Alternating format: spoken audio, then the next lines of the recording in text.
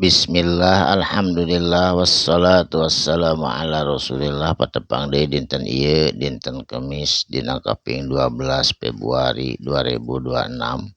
Masih dina surat Toha ayat ke 62 na. A'udzu billahi minasyaitonir rajim. Bismillahirrahmanirrahim.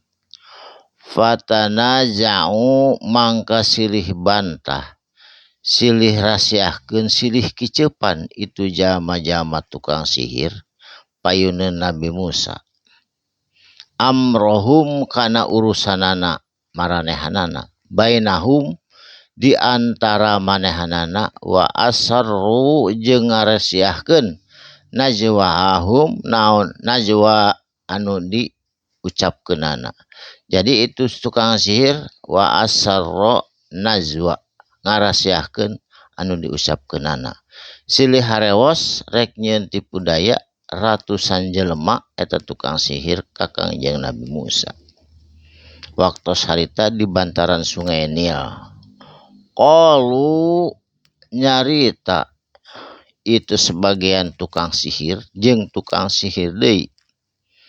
In hadza sanyana ari in hadzani sanyana ari ieu duanana, tegesna Nabi Musa jeung Nabi Harun. Lasahironi bener-bener tukang sihir ieu mah, hati-hati itu. Hati-hati ieu mah bener-bener tukang sihir. Padahal mah Kangjeng Nabi Musa sareng Harun mah eta mah mukjizat ti Allah, tapi disangkana eta teh tukang sihir anu handal. Yuridani arek ngaluarkeun eta kaduana nyaeta Musa jeung Harun, ayuh rijakum kana yen bakal ngusir atau ngaluarkeun kum anjeun kabeh termasuk Firaun ti kota Mesir, min ardikum ti tanah kelahiran anjeun atawa tina tempat tinggal anjeun, bisihrihima ku sihir kaduana nyata sihir Musa jeung Harun cenah da panyangkana tukang sihir. Wa yadhhaba jeung bakal ngaleungitkeun katurunan urang kabeh lamun menang Musa jeung Harun, bitoriqotikum ku jalan anu teu bisa ku urang ditempuh, musla anu leuwih utama eta maranehanana. Jadi manehanana boga panyangka yen Harun jeung Musa teh bakal ngusir urang kabeh tina ieu negeri ku sihirna kitu panyangkana teh. Saterasna Fa'ajmi'u mangka sok kumpulkeun kaidakum tipu daya anjeun kabeh anu 700 tukang sihir eta. Sumatu tuluy datangkeun sofa barisan atawa jadikeun barisan anu ngajajar kuat jeung rafih.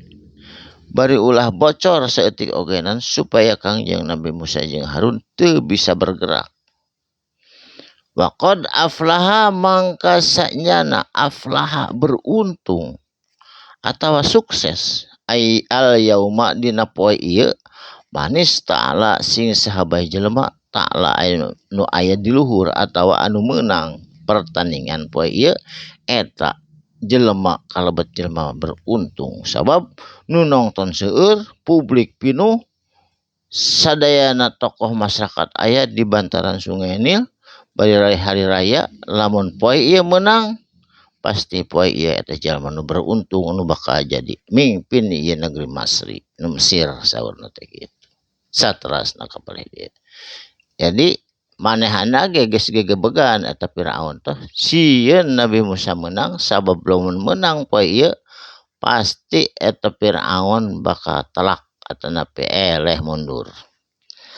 Saterasna qalu nyarios ieu tukang sihir ka Nabi Musa, ya Musa, hei Musa, imma antulki saha atawa anu rek ngalungkeun kuring teh heula, wa imma annakuna atawa maneh anu rek ngalungkeun awala ti heula, man alqa saha anu rek ngalungkeun kitu ceuk tukang sihir ka Nabi Musa ketika rek dimulai pertandingan.